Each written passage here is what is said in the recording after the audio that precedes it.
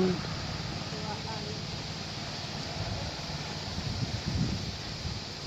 বৰ্তমান আমাৰ এই বানপানীৰ সময়ত জাপানী এনকেফেলাইটিছ, ডেংগু, মেলেৰিয়া জ্বৰ প্ৰাদুৰ্ভাৱ বেছিকৈ বৃদ্ধি পাইছে। অসমত ইতিমধ্যে প্ৰায় জাপানী এনকেফেলাইটিছত বহুত লোক আক্ৰান্ত হৈছে।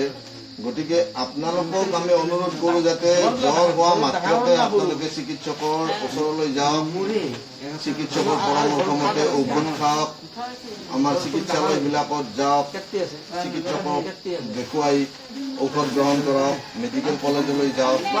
লগতে যাতে মহৰ কামোৰৰ পৰা আপোনালোকে ৰক্ষা পায় তাৰ কাৰণে ল'ব লগা ব্যৱস্থাসমূহ আপোনালোকে গ্ৰহণ কৰক। সন্ধিয়া ঘৰত ধোৱা ধূনা দিয়ক, কাম কৰাৰ সময়ত দীঘল হাতৰ চোলা পিন্ধি কাম কৰক, ৰাতি খোৱাৰ সময়ত আঁঠুৱা তৰি শুৱক। মৰিল তাৰমানে ট্ৰিটমেণ্টটো কৰোঁতে কৰোঁতে মানুহবিলাকৰ লেট হৈ যায়।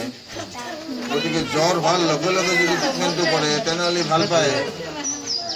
গতিকে এই জাপানী এনকেফেলাইটিছ যাতে নহয়, ডেংগু নহয়, মেলেৰিয়া নহয়, গতিকে জ্বৰ হোৱা মাত্ৰকে সেই জ্বৰটো আজি ধৰি লওক জ্বৰটো এনেই উঠা বুলি ভাবছে, কালি সেই জ্বৰটো জাপানী এনকেফেলাইটিছত যাতে পৰিণত নহয়।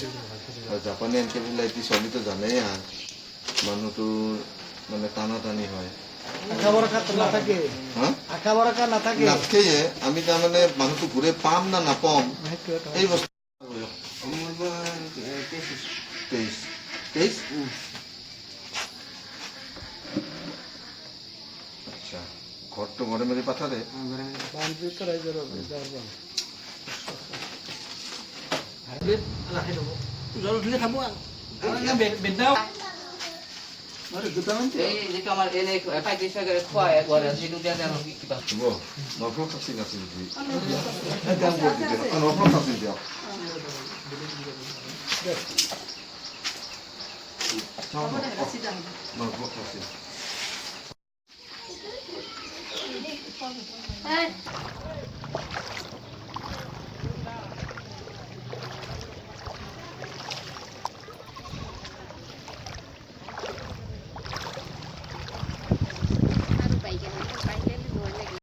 বহুত মানুহ এইফালে যাৰ বাইক আছে এইফালে নাই, এইফালে যাওয়াৰ পৰ হয়ে যায়।